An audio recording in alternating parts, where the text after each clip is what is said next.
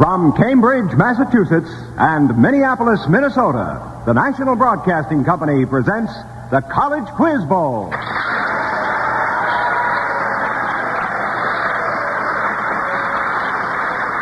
is it. Yes, this is the new All-American quiz game that matches against each other the varsity scholars of two great American colleges. This is the College Quiz Bowl. Competing tonight, we have last week's winner, the University of Minnesota in Minneapolis, pitted against the varsity scholars of Radcliffe College for Women in Cambridge, Massachusetts. And here in Radio City, New York, is your master of the quiz, Alan Ludden. Hello, everybody. It's good to have you with us. Welcome to another intercollegiate battle of the brains. Tonight, our new champion, the University of Minnesota, returns to see if it can repeat last week's victorious encounter here in the College Quiz Bowl. And to match wits and information with those varsity scholars from Minnesota, we have four fine young ladies from Radcliffe. So let's meet the ladies first. Here is Vern Williams of station WBZ Boston, who's going to serve as Radcliffe's referee. Vern? Ready and waiting, Alan, and here in Agassiz House is the Radcliffe team, which will make the Minnesota scholars look to their laurels. Nancy Fisher from Washington, D.C. Phyllis LaForge from New York City. Phyllis Bodell from Lakeville, Connecticut. And Ruth Joseph from New York City. Hey, Vern, what's that? I hear some men cheering up there in Cambridge. Vern, I thought you said Radcliffe was a woman's college. Well, it is, Alan. But you know, the Radcliffe girls live right across the street from Harvard, and they go to all their classes at Harvard with Harvard men. And this is Saturday night, so now do you get the picture? I got the picture. It's good to have you Harvard men with us. Well, let's get around now out there to Minneapolis to hear how they feel about those Minnesota scholars.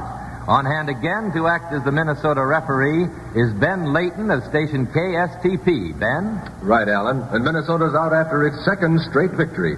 And things are really jumping here in Murphy Hall on the Minnesota campus.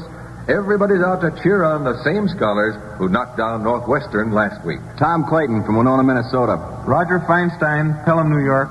Colleen Helgeson, Excelsior, Minnesota. And Jack Davies, Coleraine, Minnesota.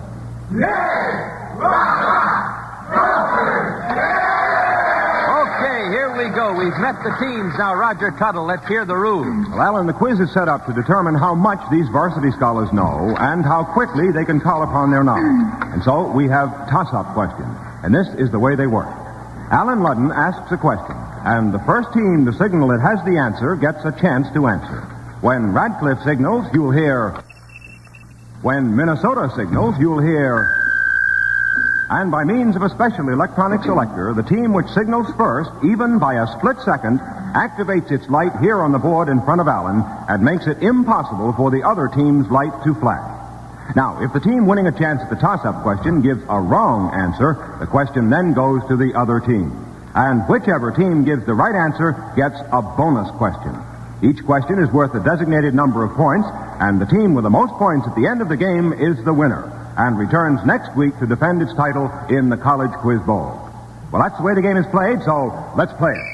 And that's our starting whistle. Now, the toss-up question I'm going to read you just in a moment will bring you an opportunity at a 50-point possible bonus question.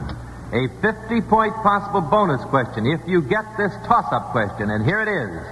On your mark. The Triesta, a new type of balloon, recently made a successful maiden voyage. For 10 points, in what direction did it go? Minnesota. Jack Davies. It went down into the sea. You're right for 10 points. Professor August Picard's new underwater balloon recently completed a journey to the bottom of the sea, going down, and for that you got Minnesota a chance at a 50-point bonus question, or a question that could net you 50 points. There are 5 parts for 10 points each. I want you to name the book in which the following boats appear. The Hispaniola, Minnesota. What book did the Hispaniola... Here's Colleen Helgeson with an answer. Colleen? Treasure Island. Treasure Island by Robert Louis Stevenson. You're right for 10 points. All right, for 10 more points. In what book did these two boats appear? The Compass Rose and the Saltash. Roger Feinstein. Cruel Sea. Right for 10 points. For 10 more points. In what book did this boat appear? The Patna. The Patna. Patna. You don't know? I got 4 blank faces here. Okay, I'll tell you. That's Lord Jim by Joseph Conrad. All right, in what book did this boat appear? The Nautilus. The Nautilus. Roger? 10,000 Leagues Under the Sea. By whom? Jules Verne. Right, I'll give it to you. It's 20,000 leagues under the sea. 10 points. All right, and finally, in what book did this boat appear? The Pilgrim. The Pilgrim. Well, I don't even have blanks this time. Okay, I'll tell you, it's 2 years before the Mass by Richard Henry Dana. All right, back to a toss-up question. Are you ready, Radcliffe? We're ready, Alan. Okay, are you ready, Minnesota? We're ready. All right. The bonus question coming up next is going to be worth 20 points. And here's the toss-up that might win it for you. For 10 points, tell us the title of the Shakespearean play whose general theme is slap your wife around and she'll be grateful for it. Radcliffe got it. Phyllis Lafarge. The Taming of the Shrew. Right for 10 points. That's the theme of the Taming of the Shrew. And now, Phyllis, you won for Radcliffe an opportunity at this 20-point bonus question. You are to imagine that Mickey Mantle received a telegram saying, "Glad your knee is improving, old man. My wrist is also coming along, and now we can both continue our chosen vocations. Cheerio." Now, who could have sent that telegram, and what would it have meant this past week? For 20 points. Nothing happening, Alan. Nothing happening? Yeah, football. Well, no, I'm afraid you're on the wrong track. If you remember, Mickey Mantle this last week had an operation on his knee. Well, also this last week, a very famous author by the name of Somerset Maugham had an operation on his wrist to alleviate writer's cramp, and he might have sent that telegram. Okay, now, before we get along to another toss-up question, let's find out what the stakes are in this quiz game. Roger?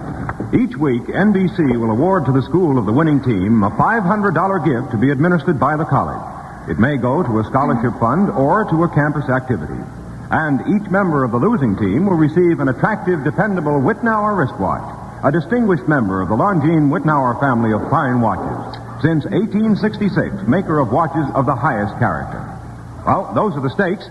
Now with the score, Minnesota 40 points, Radcliffe 10. We go back to a toss-up question. And remember, the team answering it correctly gets a chance at a bonus question. Okay, Alan? Okay, a 30-point bonus is coming up. Now here's your toss-up. For 10 points, there are those who think he invented the telephone, but this week he couldn't even get a phone call through to the Middle West. Who is he? Minnesota. Jack Davies. Alexander Graham Bell is dead. Well, it was kind of a... In the papers this... Just a minute. That's a toss-up question. You missed it. Can you take it, Radcliffe? Do we get a chance at that, Alan? Yeah. Thank you. Yeah. You missed... I'm afraid we can't take advantage of it, Alan. Okay, I almost gave it away. Well, I'll tell you, this week in the papers there was a story about Donna Michi, who portrayed Alexander Graham Bell in the movie, who tried to call his mother out in the Middle West and found that her phone was out of order. Okay, here's another toss-up question. For 10 points, the 30-point bonus is still coming up. A group of hysterical teenagers from a town in Essex County, Massachusetts, were the chief accusers and witnesses in a series of world-famous American trials. Now, for 10 points, tell us what town the teenagers were from. Minnesota. Colleen Helgerson. Salem. Salem, Massachusetts. You're right. The famous witch trials in Salem. All right, you won for Minnesota a chance at a 30-point bonus question, which is a music question. We're going to test your knowledge of current Broadway musicals. For a possible 30 points, here are 3 songs from shows now running on Broadway. You'll get 10 points each time you tell us the show from which they come. Here's the first one. I love Paris in the springtime. What current Broadway show introduced this song? She's a music student, and she's slightly panicky at the moment. Oh, don't panic, Collie. How about it, Minnesota? Another one, Alan. All right, it's Cole Porter's Can Can. Introduce that song. All right, now from what current Broadway show does this song come? All the people said, sit down, you're rocking a boat. People said, sit down, you're rocking a boat. And the devil will drag you under by the sharp lapel of your checkered coat. Sit down, You know Minnesota. sit down, you're rocking a boat. Minnesota. We haven't been on Broadway for quite a while. This has been on Broadway a long time, this one. This is Frank Lesser's Guys and Dolls. Oh. All right, from what current Broadway show does this song come? No other love have I, only my love for you. Go ahead, Jack. The King and I. No, anybody going to correct him? You got the composers right. It's Me and Juliet, Rodgers and Hammerstein's latest current Broadway hit. Okay, Radcliffe, could you have taken that? They could have answered all three of them, Alan. Oh, that's the way this game goes. Okay. Here's another toss-up question. There's a 30-point bonus coming up after this toss-up. Let's see if you'll get this. Now, for 10 points, in the memorable song, School Days, what was written on the slate? Radcliffe. Nancy Fisher. I love you so.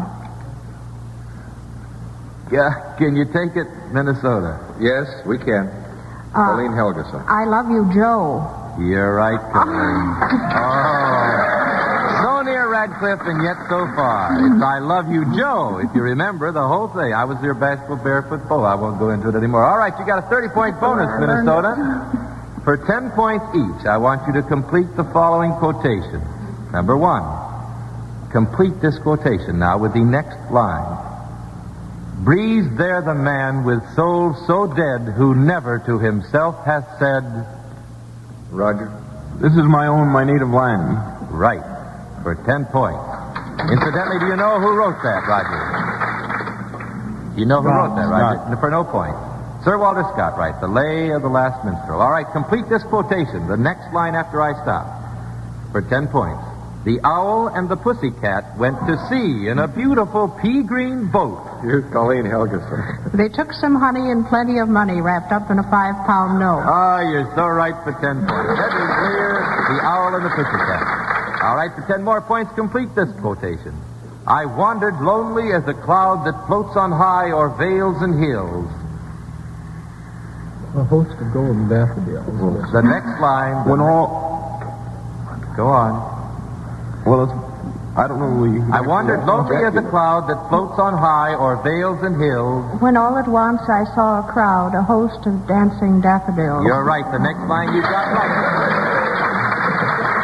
Okay, Roger, will you give... That was from William Wordsworth, The Daffodils, of course. Roger, would you give us a score and time? Right, Alan. Right now, Minnesota, 90 points. Radcliffe, 10 points, and we have 15 minutes to go in the quiz. Okay, here we go with another toss-up question. Radcliffe, are you there? We're ready, Alan. All right, here it is. Woodrow Wilson taught at 3 colleges. 2 of them were Princeton and Wesleyan. Where did he teach between 1885 and 1888? Nobody knows. Minnesota? Roger Feinstein. University of Virginia. Can you take it, Radcliffe? Phyllis Bodell. Bryn Mawr? You're right for 10 points. Bryn Mawr. All right, you got a chance now. Radcliffe, you have a chance at a 30-point bonus question. The recent arrival of Frederica of Greece to the United States has brought Queens into the headlines again. Now we want you to see if you can, for 10 points each, identify the following queens. The historical Queen of Hearts. The historical Queen of Hearts for 10 points. Phyllis, did you have your hand up? No. Ruth, did you have your hand up? Phyllis, did you have your hand up? No. Nancy, did you have your hand up? Oh, I keep... So you keep thinking. I'll tell you what it is. I've got to tell you the time is up. It's Elizabeth, daughter of James I. She became Queen of Bohemia in 1689 in the so-called Low Countries, and because of her charm and friendliness, she was known as the Queen of Hearts. Also, of course, there is a character in Alice in Wonderland now.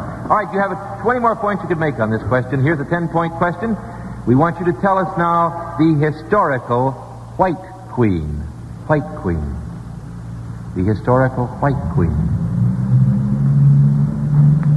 Your history major. I'm afraid not, Alan. Mary, Queen of Scots, said to be worn white, mourning for her husband, Lord Darnley. All right, 10 more points still possible to you if you will tell us what historical queen was known as Bloody Mary.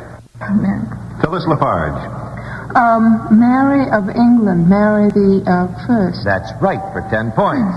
Also, of course, there's Bloody Mary, who is a character in Rodgers and Hammerstein's South Pacific, but that'd have been wrong. Okay, very good. Okay, there's coming up now a bonus question worth 35 points. So on your toes, here is the toss-up that might win it for you. For 10 points, who are the two well-known 19th century French painters whose last names are spelled exactly alike except for one letter? Radcliffe. Phyllis Lafarge. Manet and Monet. Right for 10 points. Okay, that's our halftime signal. That's our halftime signal. We're going to start again at the half with a bonus question worth 35 points for Radcliffe, but I've got a minute out here. Right, Alan. It's halftime whistle calls for a 1-minute timeout, and to you. Okay, now I want to talk for just 1 minute. First of all, I'd like to talk to Radcliffe. May I talk to Nancy Fisher? And Nancy, will you tell us briefly exactly what is that relationship up there in Cambridge between Radcliffe and Harvard? Yes, I can tell you. It's quite easily explained. Sure. Ever since, I think it's 1879, we've always had the same faculty as Harvard. They've had their classes separately, however, until the last war. And our president, Wilbur Jordan, is a faculty member of Harvard. He's a history professor. Mm-hmm. And so our colleges are actually quite close, even closer now since we're having our classes together. Oh. But our process is called joint instruction. I see. And you it's go to not coeducation. I see. You go to classes with Harvard boys. All right, I want to find out something that's awful fun out at Minnesota right now. What's the big day out there in Minnesota, Roger Feinstein? It's homecoming day here. What's going on tonight? Well, there's a dance. You going? No.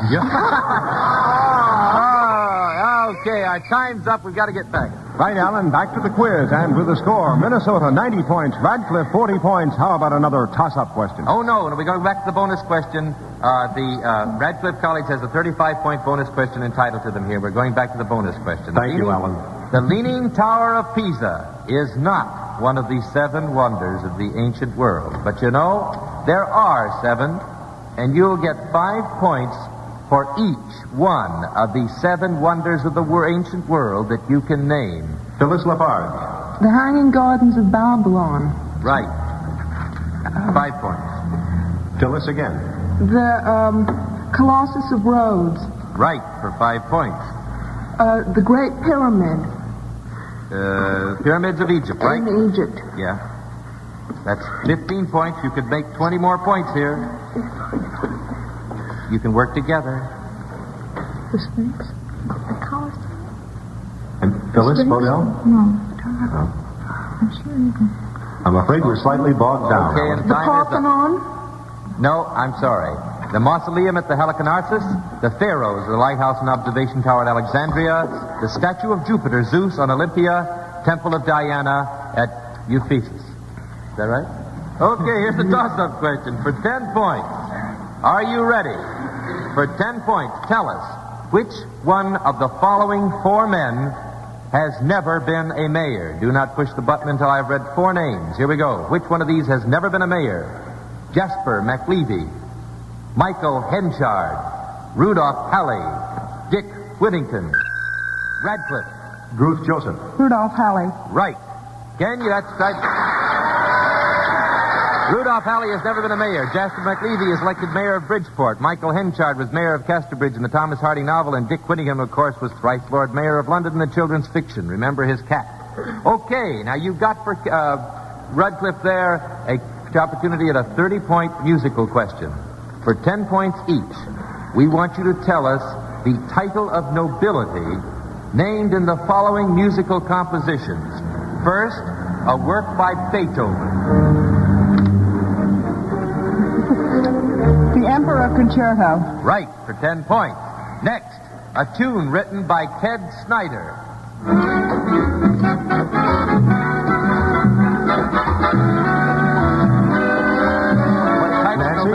The Sheik of Arabia. Right, for 10 points.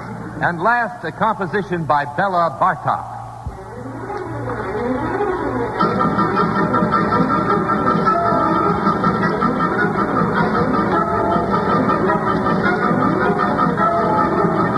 Bela Bartok. What nobility is in this title? I'm afraid not, Alan. The miraculous Mandarin Suite. Okay, here we go. What's the score, Roger? Right now, Minnesota is leading by only 5 points, 90 to Radcliffe 85 with 8 minutes to go. All right, 8 minutes to go. Here's a toss-up question worth 10 points. In 1775, George Washington was named Commander-in-Chief of the Continental Forces. He took command of these forces in what city? Minnesota. Roger Feinstein. Lexington, Massachusetts. Can you take it, Radcliffe? Yes, Nancy Fisher. Oh, Cambridge, Massachusetts. You're right for 10 points. Okay. Forgetting that, you get a chance at a 30-point bonus question. Here are from some famous twins for 10 points each. Give us the names of these famous twins. First of all, the biblical twin sons of Isaac and Rebekah in the Bible. Phyllis Lafarge. Esau and Jacob. Right for 10 points. Now, the two pairs of twins who play an important part in the Shakespearean comedy, in a Shakespearean comedy. Two pairs. Their names, it has to be their name? Yeah, their names. I'm afraid not, Alan. All right, in the Comedy of Errors, one set was named Antipholus, and the other set was named Dromio, remember? Okay, here's another chance. The twins, we're on a twins question. Now, I want you to tell me the names of the twin sons of the Chief Justice of the New Jersey Supreme Court who were both elected to the State Assembly last Tuesday. Time's up. Robert and William Vanderbilt, sons of Chief Justice Arthur Vanderbilt, elected last week. All right, what's the score, Roger? Radcliffe has now climbed ahead, Alan. The ladies 105 points and Minnesota 90 points with 6.5 minutes to go. Okay, and here comes the toss-up question worth 10 points. In linear measure, are you listening? The bonus question of 20 points is coming up. In linear measure, how many yards equal 1 furlong? No one can take it. Phyllis Bodell. 320. Can you take it, Minnesota? Yes, Roger Feinstein. 360. Nope, you both missed it. It's 220. Okay. Here's another toss-up question worth 10 points. Don't forget your buzzer. All right, the bonus question is coming up, 20-point value. All right, recently, President Eisenhower was co-dedicator of a $50 million Falcon Dam. Now, for 10 points, give me the name and title of the man who shared dedicating honors with Eisenhower. No takers? Minnesota. Roger It was the Feinstein. president of Mexico. Yes, do you know his name? You know Ruiz. What? Cortines. Ruiz would be accepted in Mexico. President of Mexico. All right. Adolf Ruiz Cortines. All right. You have a chance at a 20-point bonus question for getting that. Now, this past week, the city of brotherly love wasn't feeling too brotherly toward Los Angeles, California. 20 points. Tell us why not. Oh, Jack Davies. They're having a feud over which city is the third largest in the United States. Right for 20 points. Okay. What's the score, Roger? Minnesota is now pulled in front, 120 points to Radcliffe 105 with 5 minutes to go in the quiz. Okay, here's a toss-up. Get ready. Sisty and Buzzy lived in the White House when Franklin D. Roosevelt was president. With a bonus question worth 30 points coming up, I want you to tell us for 10 points who was president when Princess Alice lived there. Minnesota. Colleen Helgeson. Theodore Roosevelt. Right for 10 points. Okay, here's your bonus question that could earn you 30 more. For 10 points each, I want you to identify the following women in fiction. Amelia Sedley. Amelia Sedley. Go ahead, Roger. She was a Dickens character. Anybody want to correct him? Anybody in Minnesota want to correct him? Out. Becky Sharp's friend in Vanity Fair by William Thackeray was Amelia Sedley. Now, do you know this character for 10 points? This woman character out of fiction. Temple Drake. Temple Drake. Oh. Looks like a blank. The main female character in Sanctuary by William Faulkner. All right, you know this character out of fiction, a woman character out of fiction. Natasha Rostov. Natasha Rostov. 10 points. Colleen looks like she almost has it. Oh, she does. She knows this. All right, time's up. It's one of the central characters in War and Peace by Tolstoy. Okay, back to a toss-up question for 10 points.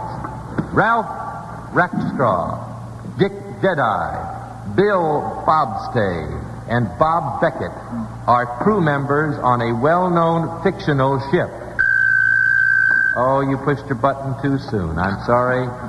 Minnesota, you disqualified the question. That ship, of course, was HMS Pinafore, but I hadn't asked the question. Another toss-up question coming up. Here it is. For 10 points, name the state which borders Kansas on the east. Minnesota. Roger Feinstein. Missouri. Right for 10 points. Okay, here's a bonus question that could earn you 40 points if you got all 4 parts. I'm going to give you 4 middle names, and for 10 points each, I want you to tell us the famous living personality that each belongs to. The first middle name is Gooderham. What famous living personality has that middle name for 10 points? Could you repeat the name, please? Gooderham. Gooderham. Don't know. Dean Acheson for 10 more points. Mans. Mannes. What living personality's middle name is Mans? Time's up. Bernard Baruch for 10 points. What living personality's middle name is Catlett? Catlett. Okay, Tony. George Catlett Marshall. Right for 10 points. All right, for 10 more points. What famous living personality's middle name is Stearns? Stearns. Roger.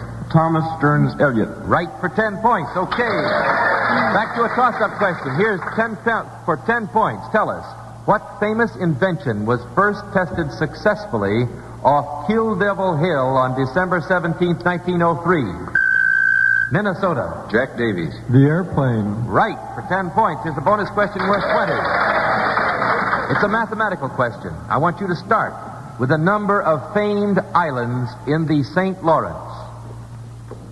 To that number, I want you to add the number of degrees in one angle of an equilateral triangle. Now, I want you to give me the number that you must add to this sum in order to get the date of the Battle of Hastings. Quickly. Is it 10,000? It's 6. You're right for 20 points. 1,000 islands plus 60. The equilateral triangle equals 1,060. The Battle of Hastings was, of course, 1066. Therefore, you added 6, and you're right. Now, how much time do we have, Roger? We have 30 seconds to go, so we won't give you the score. Well, we'll tell them Radcliffe 105, Minnesota 190. Okay, here's the toss-up. John Adams and his son, John Quincy Adams, were both presidents of the United States. Now, for 10 points, what are the full names of the man and his grandson who were both presidents? Minnesota. Jack Davies. Benjamin Harrison and William Harrison. You're right for 10 points. William Henry Harrison. I'm sorry, that's it. Time's up, Alan. The game is over for this week. The final score in the College Quiz Bowl tonight is 105 points for Radcliffe College for women and 200 points for the winner, Minnesota. To each member of the Radcliffe team, it's our pleasure to award an attractive and dependable Whitnauer wristwatch, a distinguished member of the Longines Whitnauer family of fine watches. Since 1866, makers of watches of the highest character. And for fielding the winning team tonight, the University of Minnesota will receive a $500 gift to be administered by the college.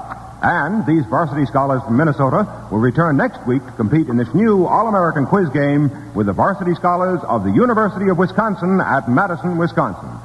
Now here once again, your master of the quiz, Alan Ludden. I want to congratulate Minnesota again, and I want to say thank you to the 4 fine young ladies from Radcliffe, Nancy Fisher, Phyllis Lafarge, Phyllis Bodell, and Ruth Joseph. You did a wonderful job. Now next week, Minnesota meets Wisconsin. And the weeks to follow, we'll have varsity scholars from the University of Pennsylvania, the University of Illinois, Notre Dame, and other outstanding colleges and universities all over the nation. Be with us again next week and every week for an exciting quiz game here in the College Quiz Bowl. Now, this is Alan Ludden saying, see you tomorrow on Weekend, and so long, everybody.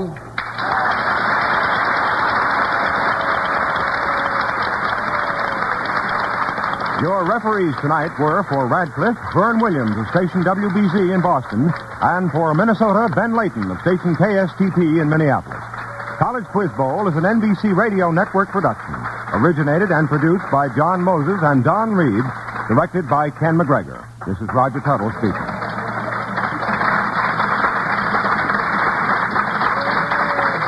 Trevor Howard stars on Theatre Royal, next on the NBC Radio Network.